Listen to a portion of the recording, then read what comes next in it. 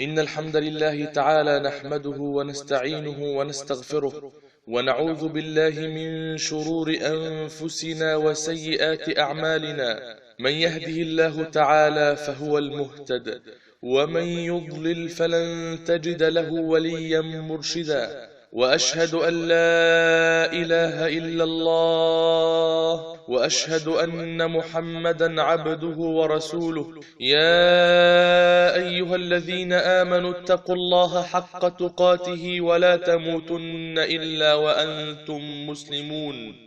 يا أيها الناس اتقوا ربكم الذي خلقكم من نفس واحدة وخلق منها زوجها وبث منهما رجالا كثيرا ونساء، واتقوا الله الذي تساءلون به والأرحام، إن الله كان عليكم رقيبا. يا أيها الذين آمنوا اتقوا الله وقولوا قولا سديدا يصلح لكم أعمالكم ويغفر لكم ذنوبكم، ومن يطع الله ورسوله فقد فاز فوزا عظيما.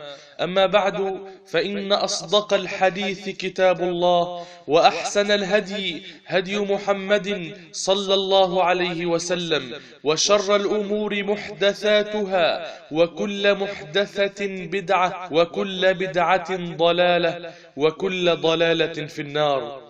أما بعد، أحبتي في الله، فلقاؤنا اليوم مع وصف النار وحال أهلها الأشرار. أحبتي في الله، هل وقف أحدكم يوما على حريق هائل مروع قد شب في بئر من آبار البترول، أو في حقل من الحقول، أو في مصنع من مصانع الغاز، أو حتى في بيت من بيوتنا، وانطلق رجل من ساكني هذا البيت في عودته فرأى هذا الحريق الهائل، فتذكر امرأته وأباه وأمه، وتذكر ثمار فؤاده وفلذات أكباده، وأراد أن ينطلق في هذا الحريق المدمر لينقذ ولده. وسرعان ما انطلق، لكنه عاد القهقرى وابتعد عن لفح النار ودخانها ولهيبها. هل تعلمون يا مسلمون أن هذه النار التي لا يجرؤ إنسان أن يقترب منها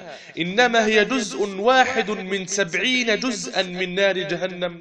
ففي الصحيحين من حديث أبي هريرة أن النبي صلى الله عليه وسلم قال: ناركم هذه التي توقدون جزء من 70 جزءا من نار جهنم. قالوا: يا رسول الله، والله إن كانت لكافية. فقال عليه الصلاة والسلام: ولكنها فضلت على نار الدنيا ب69 جزءا كلها مثل حرها.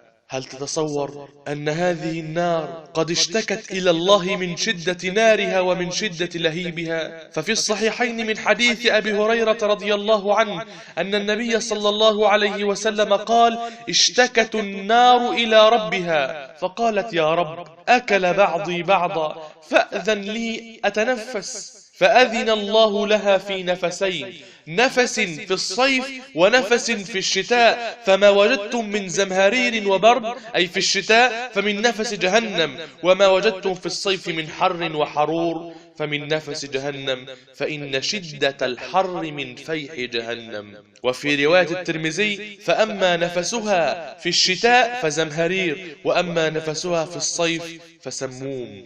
يا قوم، هل لكم بهذا قرار أم لكم على هذا صبر؟ يا قوم، طاعة الله أهون عليكم من هذا العذاب فأطيعوه. أخي، لو لم يكن في النار إلا هذا الحر لكفى به واعظا ورادعا على المعصية، فكيف والأمر أشد وأعظم؟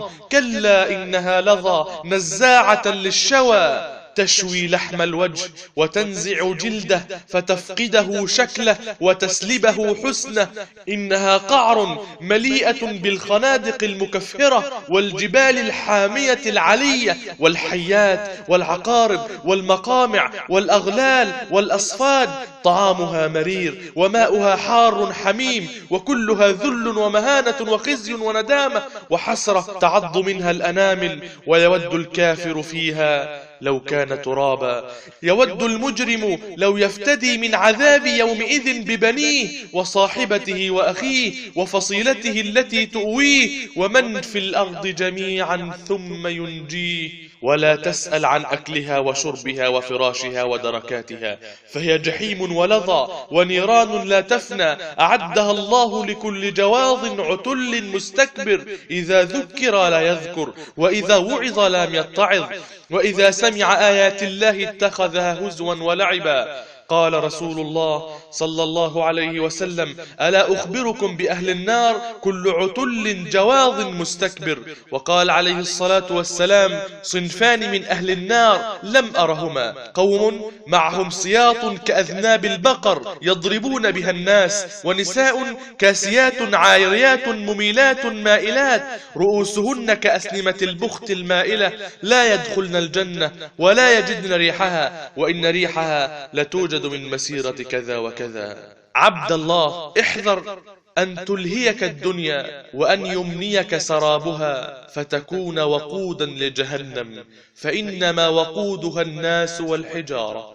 قال تعالى: يا أيها الذين آمنوا قوا أنفسكم وأهليكم نارا وقودها الناس والحجارة. وقال جل وعلا: فاتقوا النار التي وقودها الناس والحجارة أعدت للكافرين. فالناس هم الوقود وهم المعذبون، فسبحان الخالق القادر. يقول ابن رجب الحنبلي رحمه الله وأكثر المفسرين على أن المراد بالحجارة حجارة الكبريت توقد بها النار، ويقال إن فيها 5 أنواع من العذاب ليس في غيرها: سرعة الإيقاد، وكثرة الدخان، وشدة الالتصاق بالأبدان، وقوة حرها إذا حميت. فالنار هذه حالها وهذا شكلها، والكفار والفجار من الناس وقودها أحق أن تتقى، وأحق أن يعمل لاجتنابها واجتناب أهوالها. فكابد يا عبد الله، فإن الخطب جلل، وازهد في الحرام وابتعد عن الشبهات والشهوات. قال تعالى: اعلموا أنما الحياة الدنيا لعب ولهو وزينة وتفاخر بينكم وتكاثر في الأموال والأولاد، كمثل غيث أعجب الكفار نباته ثم يهيج فتراه مصفرا. وكما أن الجنة درجات ومنازل، فإن النار دركات مختلفة بحسب إجرام أهلها وأعمالهم في الدنيا. قال تعالى: إن المنافقين في الدرك الأسفل من النار ولن تجد لهم نصيرا. فالمنافقون في الدرك الأسفل من النار لعظم إيذائهم للمؤمنين وشدة كفرهم ومكرهم.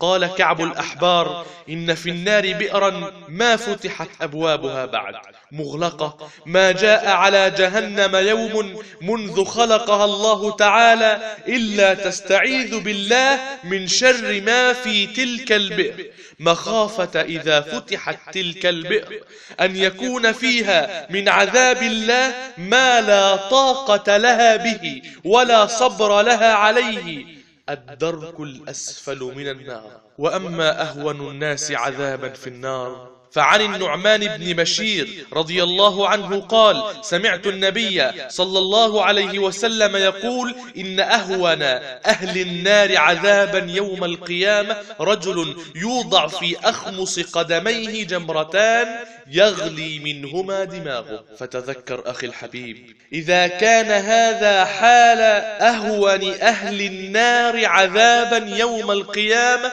فما بالك بغيره.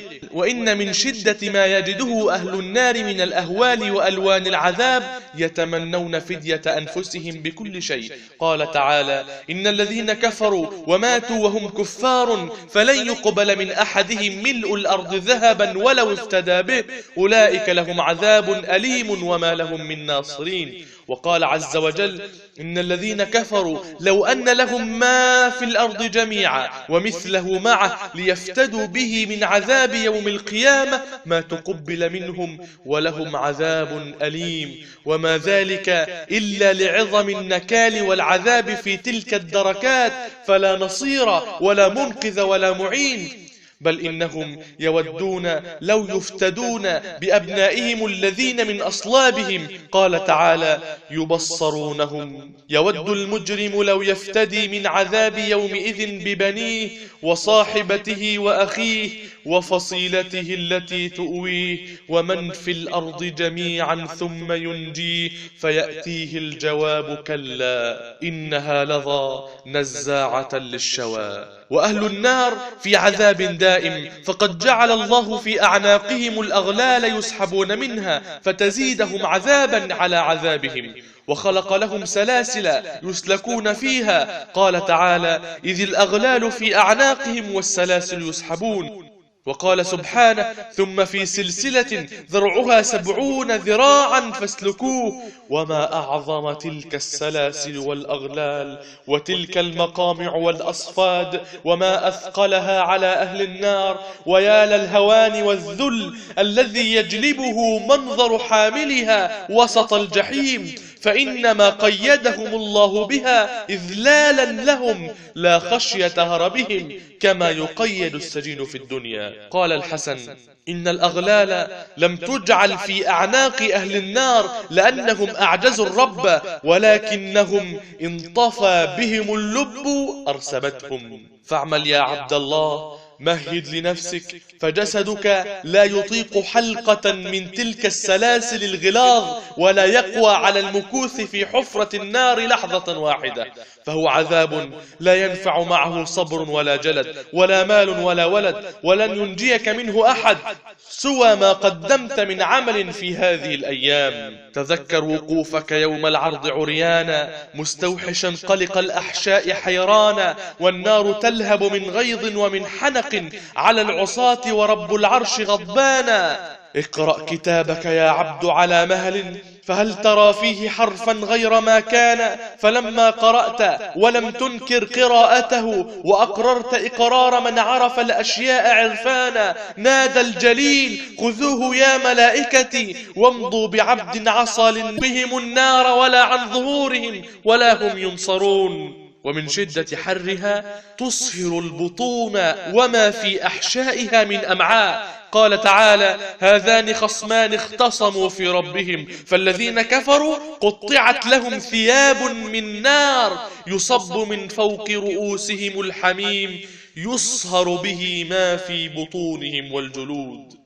عباد الله، الضيق في جهنم أحد وسائل العذاب التي يصبها الله على الكفار والعصاة، فالضيق يشمل ظواهرهم وبواطنهم، وكيف لا، ونفوسهم أصابها من الهم والغم والحسرة ما لا يوصف مما هم فيه من العذاب والنكال. حر وحميم وسموم ويحموم وسلاسل وأصفاد وظلمة وسواد، وقد اجتمعت عليهم ألوان العذاب وأشكاله، فنفوسهم ضيقة ضنكة، وفوق ذلك كله تجدهم محشورين في أضيق الأماكن في جهنم تنكيلا بهم وزيادة لهم في الغم والهم. قال تعالى: وإذا ألقوا منها مكانا ضيقا مقرنين دعوا هنالك ثبورا، فهم ملقون في أضيق الأماكن، وقد كانوا في الدنيا ينحتون من الجبال القصور فرحين بها، فما أحوجهم يوم القيامة إلى شبر من الأرض يعبدون الله فيه فينجون من ذلك الضيق وذلك العذاب. قال تعالى: كلا إن كتاب الفجار لفي سجين. قال أبو عبده: أي لفي حبس وضيق شديد. فارحم نفسك يا عبد الله قبل فوات الأوان، فأنت تحسب ألف حساب في حياتك حتى لا ترتكب ما يدخلك السجن في الدنيا، وقد تضطر إلى أن تتجاوز عن حقك مقابل السلامة والحرية والنجاة من ذلك. أفلا يكون احتياطك من سجن جهنم الرهيب أولى؟ أو أنت قادر على سجنها المظلم الضيق؟ أو يتحمل جسمك الضعيف أو جلدك اللطيف حر النار ولهيبها وثقل الأغلال وكيها وضيق المكان؟ وجهنم مع ما يحصل لأهلها من الضيق فهي واسعة ضخمة. يدل على ذلك ما رواه أبو هريرة أن النبي صلى الله عليه وسلم كان جالسا مع أصحابه فسمعوا وجبة شديدة، أي صوت ارتطام، فقال عليه الصلاة والسلام: أتدرون ما هذا؟ قلنا: الله ورسوله أعلم. قال: هذا حجر أرسل في جهنم منذ 70 عاما، الآن حين انتهى إلى قعرها. ومما يدل على سعة النار وعظمها كثرة الداخلين إليها على ما هم عليه من ضخامة الجسم وعظم الهيئة، وكذلك قذف الشمس والقمر فيها على ضخامة الشمس وسعة القمر. قال عليه الصلاة والسلام: الشمس والقمر ثوران مكوران في النار يوم القيامة. ولك أن تتصور أخي الكريم ضخامة جهنم وعظمها، فهي واسعة عظيمة كبيرة مهولة، ومع ذلك يجد فيها المجرمون من الضيق والحبس ما يعضون عليه الأنامل من ندم التفريط في الدنيا.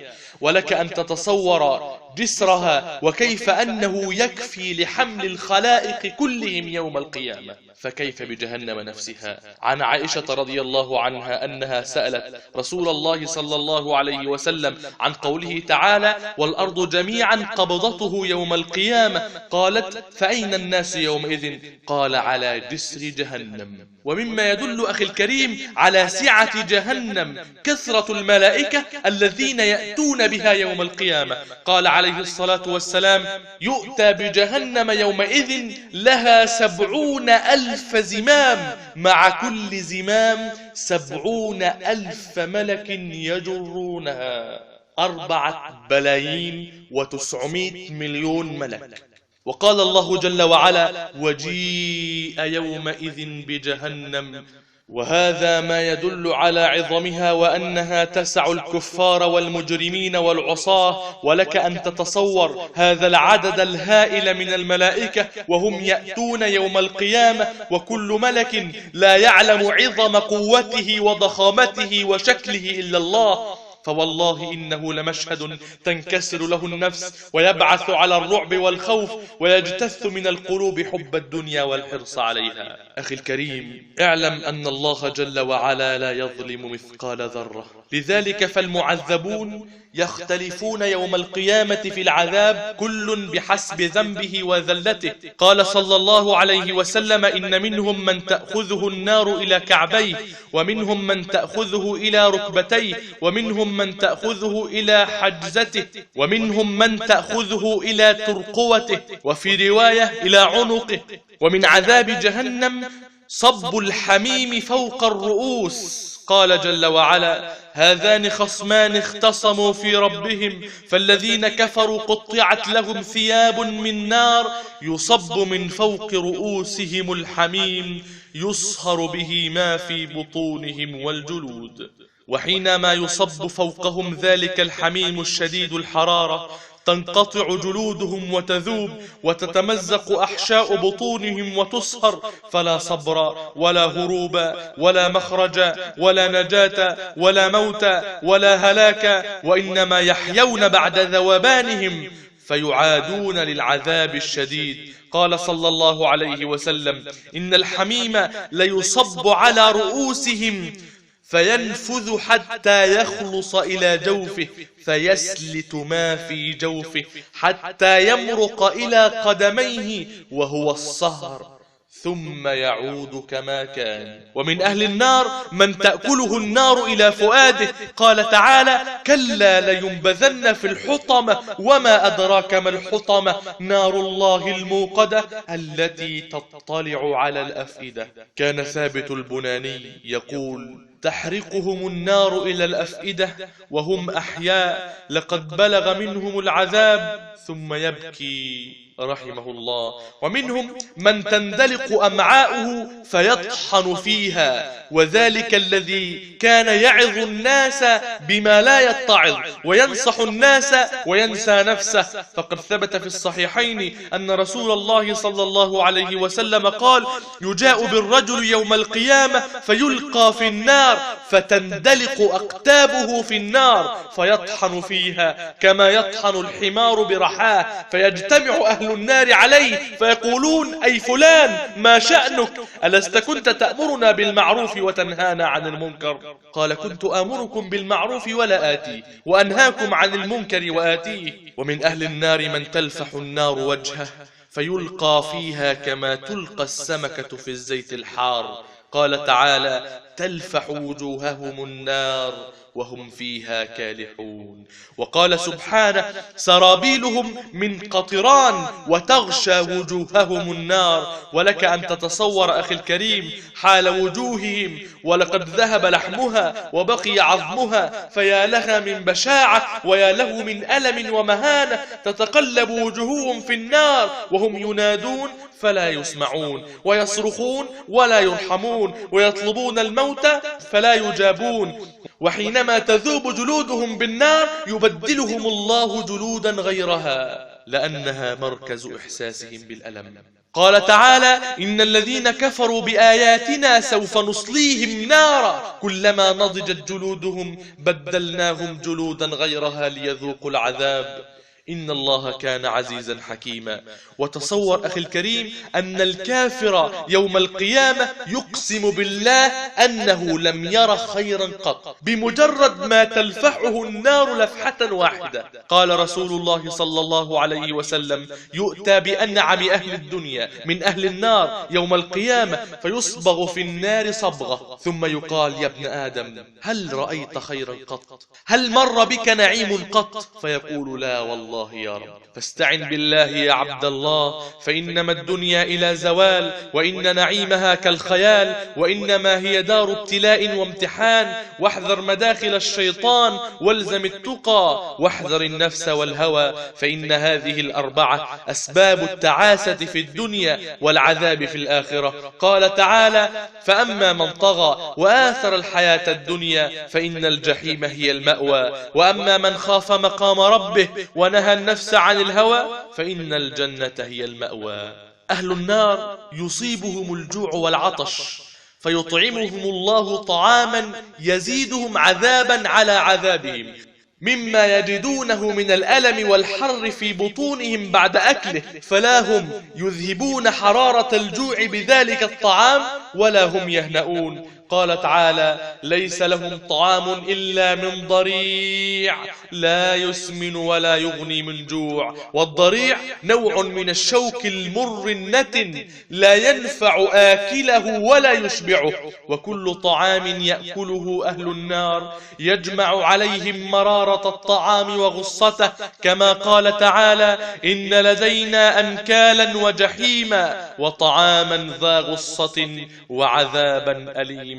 والغصة هي التي يعلق بها الطعام في الحلق فلا يسهل عليه دخوله إلى الجوف ولا يسهل خروجه عنه للتخلص منه.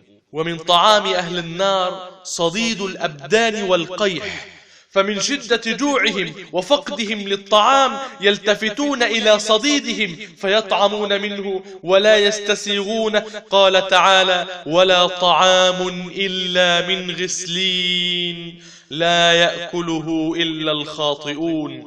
والغسلين والصديد وهو أنواع وألوان. قال تعالى: هذا فليذوقوه حميم وغساق وآخر من شكله أزواج.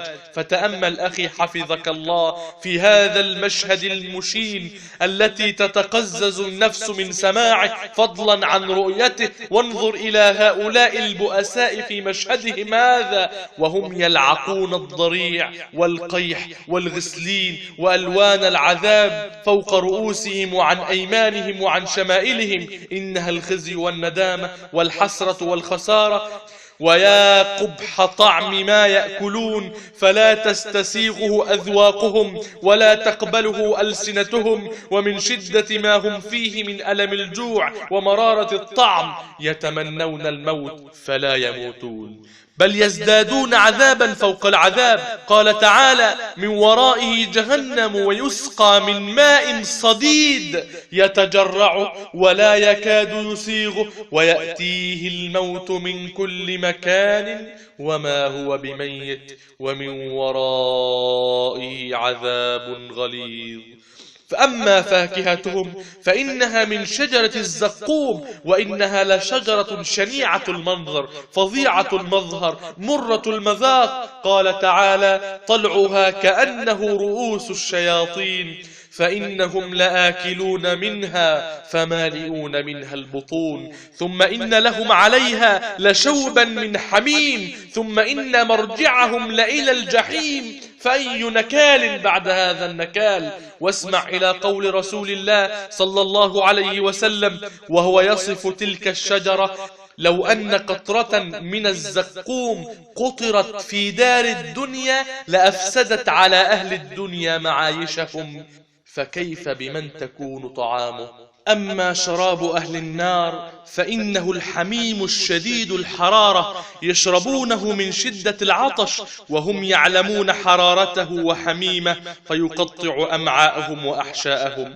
قال تعالى: وإن يستغيثوا يغاثوا بماء كالمهل يشوي الوجوه، بئس الشراب وساءت مرتفقا. وقال تعالى: وسقوا ماء حميما فقطع أمعاءهم. وقال تعالى: أولئك الذين أبسلوا بما كسبوا لهم شراب من حميم وعذاب أليم بما كانوا يكفرون. فاللهم عفوك ورحمتك، فما أشقى هذه الحياة وما أتعس أهلها، فراشهم من نار ولحافهم من نار وفاكهتهم من نار وطعامهم من نار وشرابهم الحميم وظلهم اليحموم، لا غياث ولا كريم.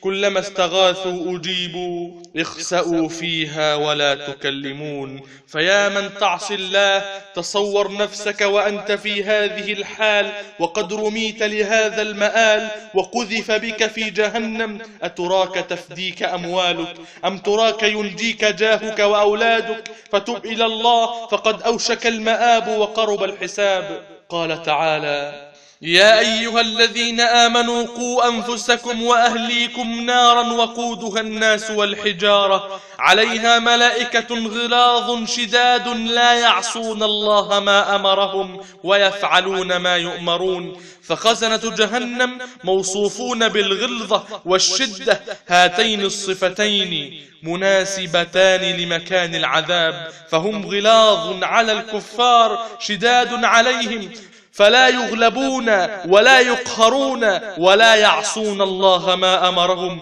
ويفعلون ما يؤمرون. وقد ذكر الله جل وعلا عدتهم فتنة للمنافقين والكفار، فقال سبحانه: سأصليه سقر وما أدراك ما سقر، لا تبقي ولا تذر، لواحة للبشر، عليها 19. وقد افتتن المنافقون بذلك فظنوا أنهم قادرون على هذا العدد القليل، فأعقب الله جل وعلا الآية بقوله: وما جعلنا أصحاب النار إلا ملائكة وما جعلنا عدتهم إلا فتنة للذين كفروا.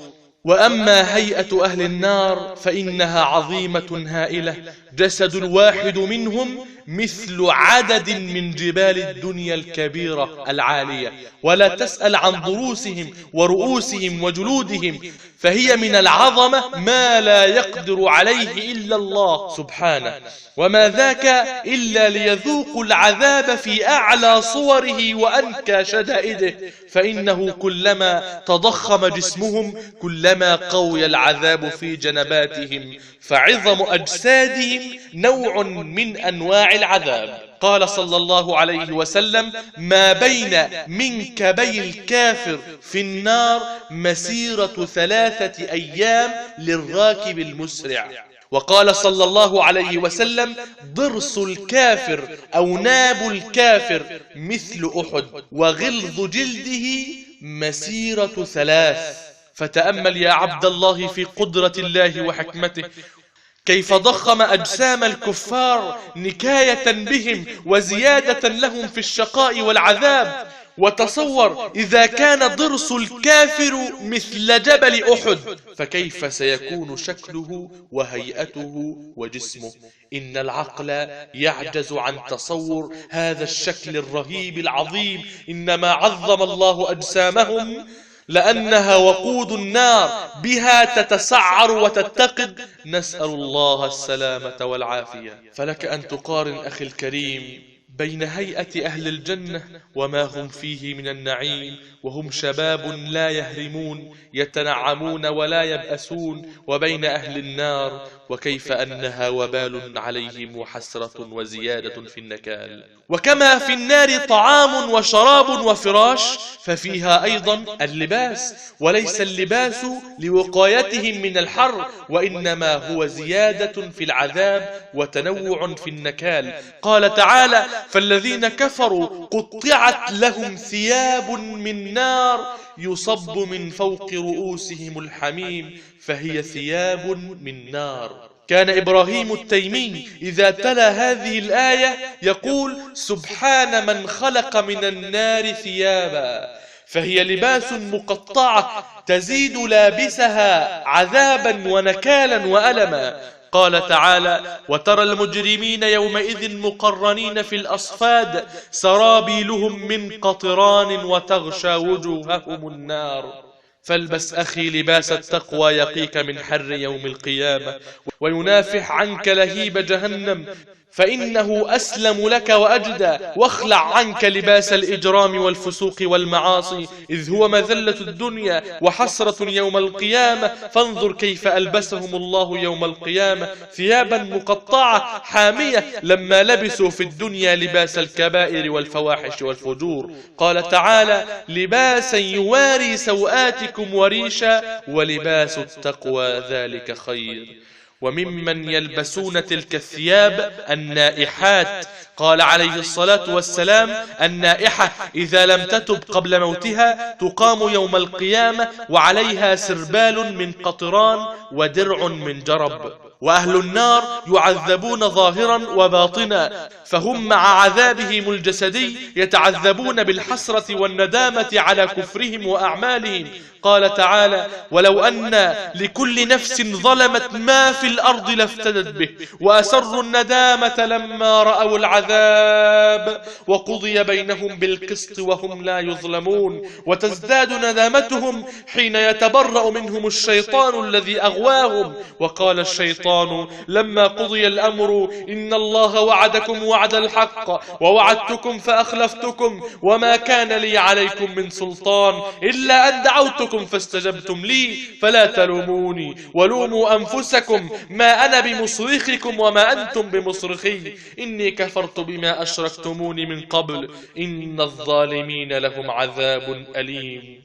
بل يصرخون بندامتهم واعترافهم بذنبهم وقلة عقلهم. قال تعالى: فاعترفوا بذنبهم فسحقا لأصحاب السعير. ويتمنون لو أن كانوا ترابا من شدة ندمهم. قال تعالى: يوم ينظر المرء ما قدمت يداه ويقول الكافر يا ليتني كنت ترابا. وتارة يلوم بعضهم بعضا. قال تعالى: هذا فوج مقتحم معكم لا مرحبا بهم إنهم صالوا النار. قالوا: بل أنتم لا مرحبا بكم أنتم قدمتموه لنا فبئس القرار. قالوا: ربنا من قدم لنا هذا فزده عذابا ضعفا في النار. وعن أنس بن مالك رضي الله عنه قال: قال رسول الله صلى الله عليه وسلم: يرسل البكاء على أهل النار فيبكون حتى تنقطع الدموع، ثم يبكون الدم حتى يصير في وجوههم كهيئة الأخدود لو أرسلت فيه السفن لجرت. وهنا يستغيث أهل النار بخزنة جهنم ليتضرع خزنة جهنم إلى الله أن يخفف عنهم العذاب يوما واحدا. قال جل وعلا: وقال الذين في النار لخزنة جهنم ادعوا ربكم يخفف عنا يوما من العذاب. قالوا: أولم تك تأتيكم رسلكم بالبينات؟ قالوا: بلى. قالوا: فادعوا. وما دعاء الكافرين إلا في ضلال. فيرجعون بخيبة أمل فينادون على مالك رئيس الخزنة،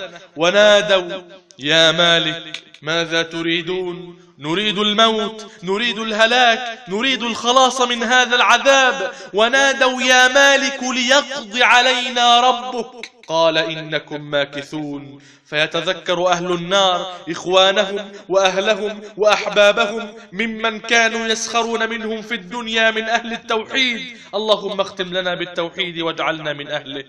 يتذكر أهل النار أهل التوحيد ممن كانوا يهزؤون بهم في الدنيا ويسخرون منهم، فينادون عليهم نريد شربة ماء، نريد شيئا مما رزقكم به رب الأرض والسماء. ونادى أصحاب النار أصحاب الجنة أن أفيضوا علينا من الماء أو مما رزقكم الله. قالوا إن الله حرمهما على الكافرين الذين اتخذوا دينهم لهوا ولعبا وغرتهم الحياة الدنيا، فاليوم ننساهم كما نسوا لقاء يومهم هذا وما كانوا بآياتنا يجحدون. فيرجعون بخيبة أمل جديدة، ثم ينادون الله فيأتي الجواب من الله وهو الرحمن. لكن كفرهم كان عنيدا وكبرهم كان كبيرا. ينادون الله فيرد ربنا جل وعلا عليهم بقوله ألم تكن آياتي تتلى عليكم فكنتم بها تكذبون. قالوا ربنا غلبت علينا شقوتنا وكنا قوما ضالين، ربنا أخرجنا منها فإن عدنا فإنا ظالمون. قال اخسئوا فيها ولا تكلمون. وبهذا يظل أهل الكفر في هذا العذاب الخالد المقيم، وينجو من النار أهل التوحيد برحمة رب العالمين وشفاعة سيد المرسلين وشفاعة المؤمنين الصادقين. أحبتي في الله، يخلد في النار أهل الكفر وأهل الشرك، أهل الكبر على الله الذين قتلوا وذبحوا الموحدين وصدوا عن سبيل رب العالمين وتكبروا على عبادة الله. أرسل الله إليهم الرسل وأنزل عليهم الكتب وأبقى لهم العلماء فذكروهم بالله ونقلوا لهم كلام الحبيب رسول الله صلى الله عليه وسلم، فتكبروا وكفروا وعاندوا وأصروا على الشرك وعلى الكبر وعلى الصد عن سبيل الله جل وعلا. فهؤلاء هم أهل الخلود يوم يأتي لا تكلم نفس إلا بإذنه، فمنهم شقي وسعيد. فأما الذين شقوا ففي النار لهم فيها زفير وشهيق خالدين فيها ما دامت السماوات والأرض إلا ما شاء ربك إن ربك فعال لما يريد. وأما الذين سعدوا ففي الجنة خالدين فيها ما دامت السماوات والأرض إلا ما شاء ربك عطاء غير مجذوذ. فأهل الخلود هم أهل الكفر والشرك، وأهل الخروج هم أهل التوحيد. فمن مات على كبيرة من الكبائر كالزنا وشرب الخمر أو عمل قوم لوط أو غير ذلك من الكبائر وغلبت سيئاته الحسنات ومات مصرا على معصية رب الأرض والسماء حتى ولو كان من أهل التوحيد، فإنه متوعد بأن يطهره الله في النار. ومن منا يصبر على النار ساعة فإذا طهره الله في النار فإنه يخرج منها بعد ذلك برحمة الله أرحم الراحمين، أو بشفاعة سيد المرسلين، أو بشفاعة المؤمنين الصادقين من أمة محمد صلى الله عليه وسلم.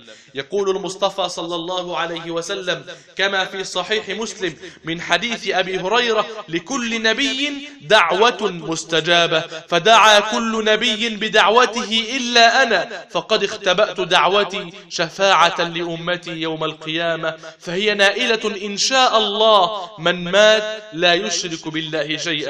وفي الحديث الصحيح الطويل الذي رواه البخاري ومسلم من حديث أبي سعيد وفيه ذكر شفاعة المؤمنين لإخوانهم الذين دخلوا النار، فيقول أهل الإيمان يا رب إن إخواننا كانوا يصلون ويصومون ويحجون معنا، أي شفعنا فيهم. فيقول الله جل وعلا اذهبوا فأخرجوا من النار من عرفتم، فيعرفون في النار بأثر السجود، فإن الله حرم على النار النار أن تأكل من ابن آدم أثر السجود، فيرجعون إلى الله ويقولون ربنا لم نذر فيها أحدا ممن أمرتنا به، فيقول الرحمن ارجعوا فمن وجدتم في قلبه مثقال دينار من خير فأخرجوه، فيخرجون خلقا كثيرا ويقولون ربنا لم نذر فيها أحدا ممن أمرتنا به، فيقول الرحمن ارجعوا فمن وجدتم في قلبه مثقال نصف دينار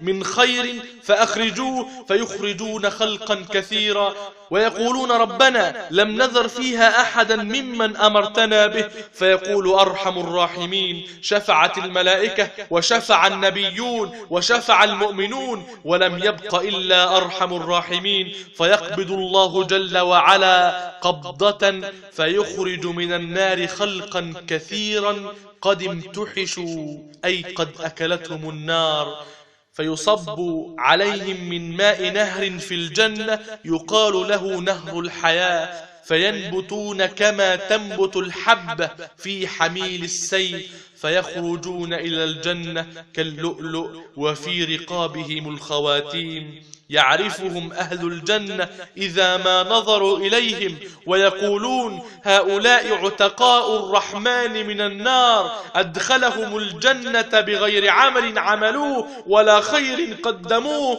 اللهم اجعلنا من أهل الجنة ونجنا برحمتك يا عزيز يا غفار. لكن أحبتي في الله، كيف نتقي نار جهنم؟ أما هذا السؤال فمن أجله أنزل الله الكتب وبعث الرسل، فهو موضوع عظيم وجليل ويتضمن لب الشريعة ومقصودها، ومن أجل ذلك فرض الله الجهاد والقتال والدعوة والأمر بالمعروف والنهي عن المنكر، فتقوى النار ليس بالأمر الهين، إنها طريق النجاة من جهنم التي سبق الكلام عنها وعن أحوالها وأحوال أهلها وما يلاقون فيها من ألوان العذاب وحميم الشراب والثياب. أخي الكريم، اعلم أن النجاة كل النجاة في الاستقامة على أمر الله بمراد الله لوجه الله، ولن يأتي لك العلم بذلك إلا إذا فقهت أنك في دار ابتلاء وامتحان، وأن الله جل وعلا هو الذي يمتحنك في الدنيا، والشيطان والنفس الأمارة والهوى،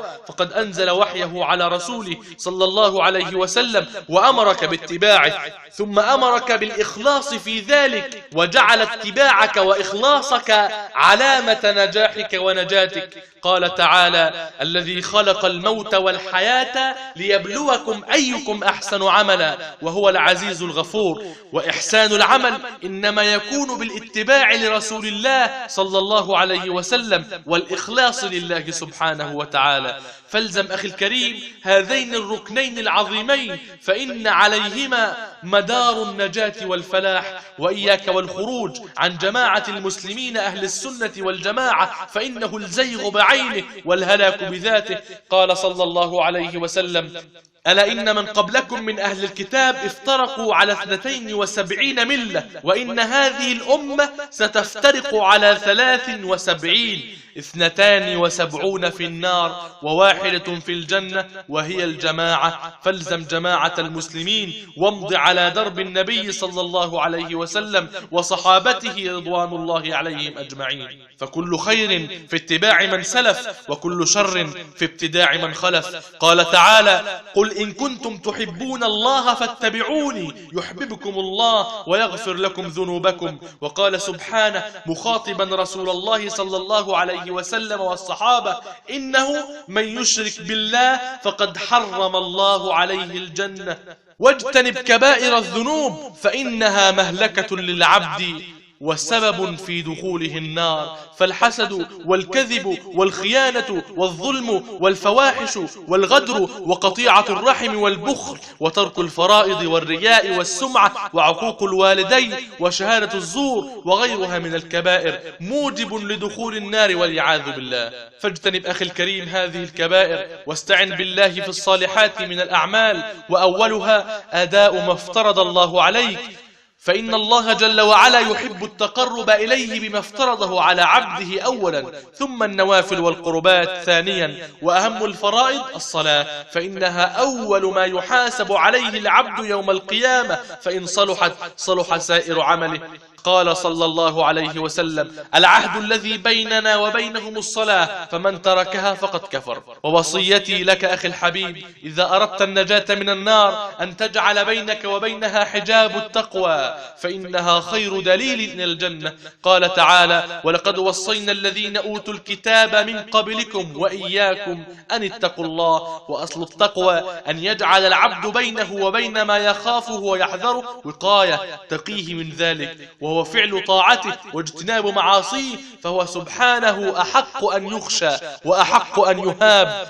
واعلم بأن تقوى الله تحفظ العبد في الدنيا والآخرة، كما جرى لسفينة مولى النبي صلى الله عليه وسلم حين كسر به المركب وخرج إلى الجزيرة، فرأى الأسد فجعل يمشي معه حتى دله على الطريق، فلما أوقفه عليها جعل الأسد يهمهم كأنه يودعه، ثم رجع عنه. فتأمل يا عبد الله فضل التقوى على العبد في الدنيا، كيف تكون سببا لسلامته، واعلم بأنها السلامة والنجاة في الآخرة كذلك، فهي جماع الأمر وخلاصته، إذ بها تحصل مراقبة الله في السر والعلن. ولذلك قال عمر بن عبد العزيز: ليس تقوى الله بصيام النهار ولا بقيام الليل والتخليط فيما بين ذلك، ولكن تقوى الله ترك ما حرم الله وأداء ما افترضه الله، فمن رزقه بعد ذلك خيرا فهو خير إلى خير. وفقنا الله وإياكم لتقوى الله والوقاية من عذابه، وصلى اللهم على سيدنا محمد وعلى آله وصحبه أجمعين.